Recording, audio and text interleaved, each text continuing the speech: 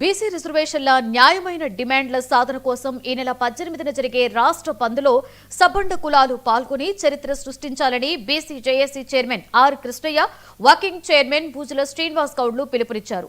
హైదరాబాద్ కాచిగూడలోని ఒక హోటల్లో బంద్కు మద్దతుగా బీసీ సంఘాలు, ఉద్యోగ ఉపాధ్యాయ సంఘాలు కలిసి సమావేశం నిర్వహించారు.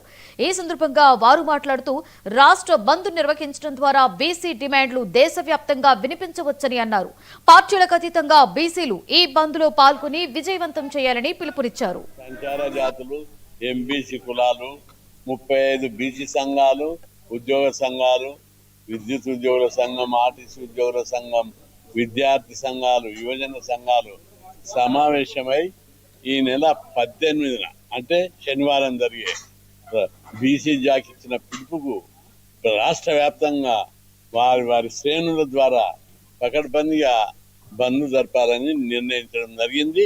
బంద్కు వీరందరూ మద్దతు ఇచ్చారు. బీసీ జాగుకు మద్దతు ఇచ్చారు, బంద్కు మద్దతు ప్రకటించారు. ఇదే సందర్భంలో బీసీ జాగు ఆధ్వర్యం లోపల ఈరోజు టీఆర్ఎస్, బీజేపీ వివిధ పార్టీలను కలిసి బంద్కు మద్దతు కోరడం జరిగింది. BJP party, TRS party out right గా అన్కండిషనల్ గా పూర్తి మద్దతు ప్రకటించారు. టీఆర్ఎస్ పార్టీ నుంచి కేటీఆర్, బీజేపీ పార్టీ నుంచి మన రామచంద్రరావు గారు పూర్తిగా ప్రెస్ కాన్ఫరెన్స్ పెట్టి మద్దతు ప్రకటించారు.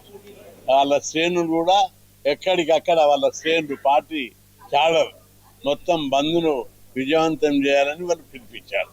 ఇక రెండో విషయానికి వచ్చినట్లయితే నిన్న మొన్న సిపిఐ, టీడీపీ, ఇంకా ఇతర పార్టీ బీఎస్పీ, అదేవిధంగా ఈరోజు మందకృష్ణ మాదిగా అనేక మంది మనకు మద్దతుగా ప్రకటనలు చేశారు.